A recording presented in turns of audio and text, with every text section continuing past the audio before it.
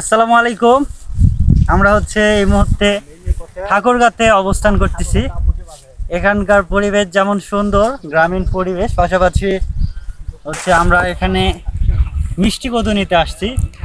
এসে গ্রামের যে পরিবেশ, সেখানে ফসলের জমিতে আসে দেখি আমার হাতে দেখতে পাচ্ছেন কাঁচা বাদাম, ঠিক আছে। তো অলরেডি আমার আঙ্কেল তুলে ফেলছে। তো দেখতে পাচ্ছেন এই যে এই বাদামগুলাই কিন্তু আমরা খেয়ে থাকি। যাই হোক, আমি কখনো জমিতে এসে এভাবে বাদাম তুলি নাই, তো বাদাম এখনো হয় নাই।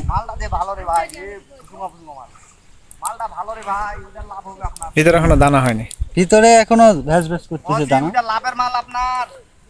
তো ভাই, এরকম জমিতে এসে একদম ফ্রেশ বাদাম আমি প্রথমবার তুলতেছি এবং খেয়ে দেখি কেমন লাগে। একদম একদম কেসকেস করতেছে, যেমন এই ভুটার একদম জ্বালা দানা হলে যেরকম হয় এরকমই। গাছ তোলা ঠিক না, মানুষের গাছ রাখে দিন।